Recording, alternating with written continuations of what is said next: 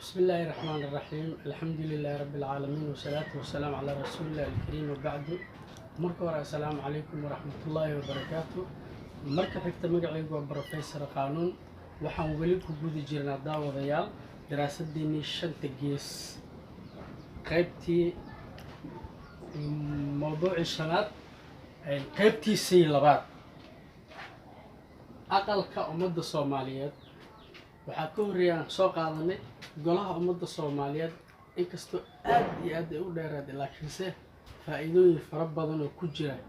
aan soo fahnay tiirarka oo miisaanka nolosha macnaha tiirkii labaad oo ka noqonaya tiirka koowaad waxa golaha ummadda Soomaaliyeed tiirkii labaad waa aqalka tiirka saddexaad waa guddiga tiirka afraad waa dawladda tiirka shanaadna waa hay'adda maamulista khayraadka ummadda waa inoo socdaan kuwaas alaabni gaarsiyo laakiin hadda waxaan joognaa aqalka ummadda Soomaaliyeed tiirarkiisa shantan tiir uu leeyahay shantan tiir waxa waa hal diin hal dal hal dad hal dawlad hal af inta waxa waaye waa heshiiska ummadda Soomaaliyeed waa heshiiska ummadda Soomaaliyeed marka intaan ku heshiino ilaahay idinkiisi aqalkan dhigan lahaynaan maanta ka hadlaynaa iyo dadkii noo qaban lahaa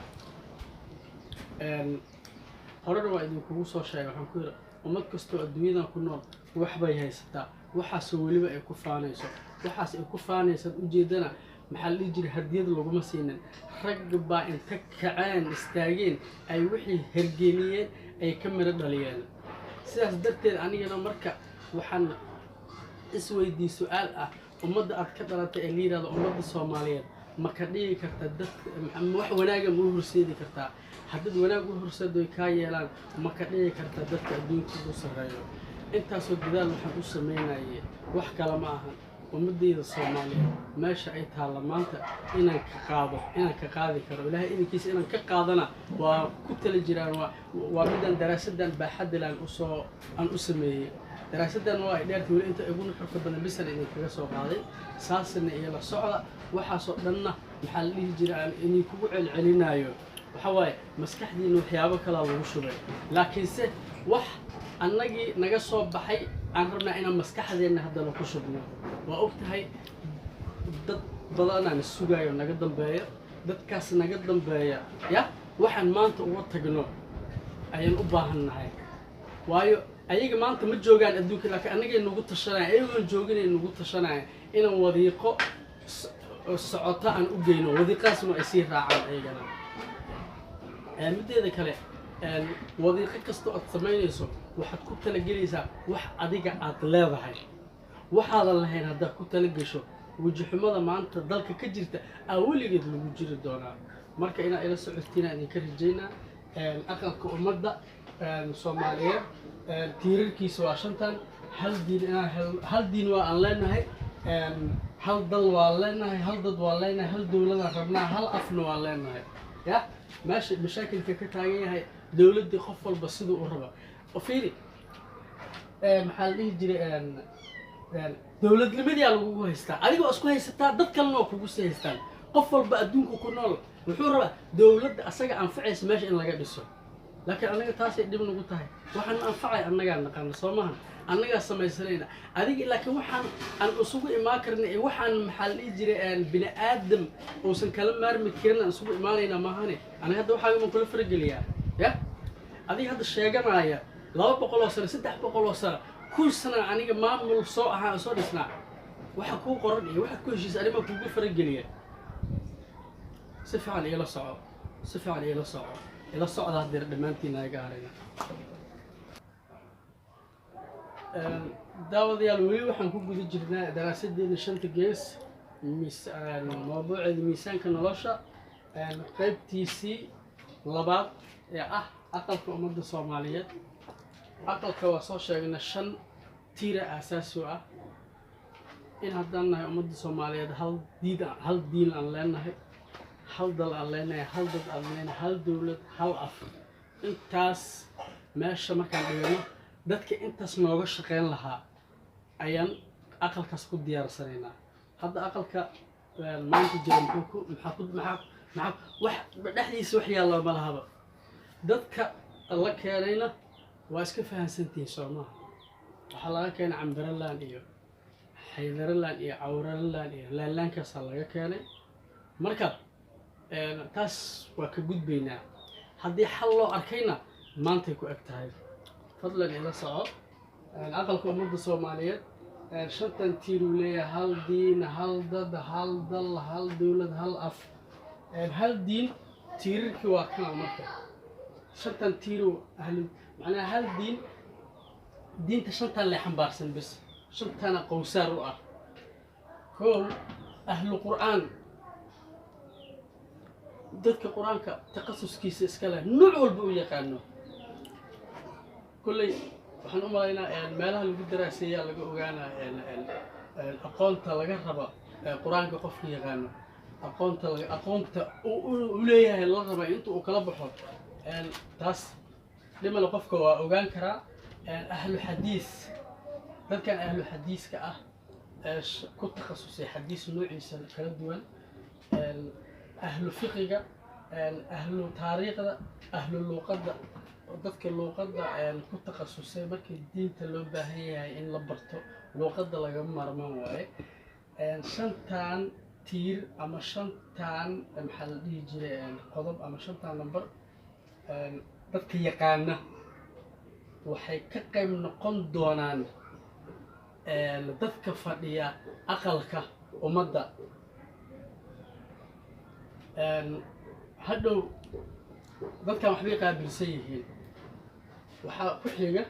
waxay qaabilsan yihiin ay ka shaqayn doonaan macnaha hal dad shantan tiir ayaa aasaas u ah cilmiga bulshada dadka yaqaano cilmiga nafsiga dadka yaqaano dadka macnaha qofka bini'aadanka shakhsi bini'aadan ahaan aqoonta loo leeyahay ka hadlaya cilmiga bulshada dadka ku takhasusay cilmi nafsiga dadka ku takhasusay cilmiga ilbaxnimada dadka ku takhasusay cilmiga ummadda ama ummadaha dadka ku takhasusay cilmiga adduunyada dadka ku takhasusay meeshaas inoo fariisan doonaan dadkana maxaa baaga muddo ka dhiga maanta jadwal iyo nidaam iyo meel loo sameeyay aadaa ma lahan ninka noogu fiican oo aqoonta xataa maanta dalalka kale naga wata waxba kuma dheefno aqoontiis dadka ka faa'iideysta hal dad علمي بالشدة ضدك كنت علم نفسك علم البحنمة علوم تمحل يجري ومضاها علوم الدنيا ضدك يقانا أقل كاسن جيسن دونا إن شاء الله تعالى هل ضل تيركي سواء كون علوم تدوك ضدك كنت تخصصي علوم تبيها ضدك كنت تخصصي علوم هواء ضدك كنت تخصصي علوم الضبيلها ضدك كنت تخصصي علوم مكان ضدك كنت تخصصي dhaqamada adduunka dhaqamada macnaha dalka dhaqana laga rabaa dhaqankaas laga rabo oo ugu fiican dadka ku takhasusay meesha aan geysan doonay noqonaysaa hal dawlad intaan dadka yaqaana aqalkaas inuu tagi doono culumta maamulka dadka ku takhasusay culumta maxaa la dhihi jiray maareynta dadka ku takhasusay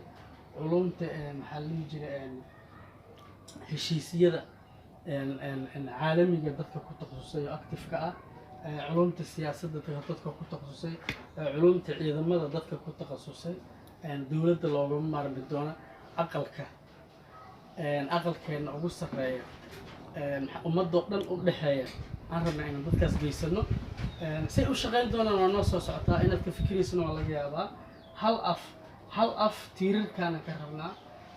علوم فن كدت كأدك ويقانو علوم السويان كدت ويقانو حتى نقول ذكر هذا المشهد علوم النحو كدت كأدك ويقانو محلية جري علوم أفف كدت كنت تخصصي علوم استحقلك علوم تستحقلك ومد الصوماليين وأيضاً وحأد لو جدال سيدي أنت الله كلا جرجر حدود الله وسمين لها كدب من على الله أبور لها كدب من عيب الله دحدي لها ولقيت كدب أنت هذا محل يجري الله حكمه قايب يحكم سيد الله وسمين لها وأيضاً تحصل لو جدال لكن إلهي إذا كيس maxaa la dhihi jiray ummadeenna isdhexgalkooda haddana waa isdhexgashaa, waa isku dhex jirtaa, waa isla degtaa, waa isla nooshahay. laakiinse waxaan ku dadaali doonaa ama waxaan samaysan doonaa waxay ku dadaali doontaa sidii laysu dhexgeli lahaa. haddaba ayadoon bari ahan dad aan dhaqan iyo isku af aan lahayn dhexgalnay marka oon la qabsanay,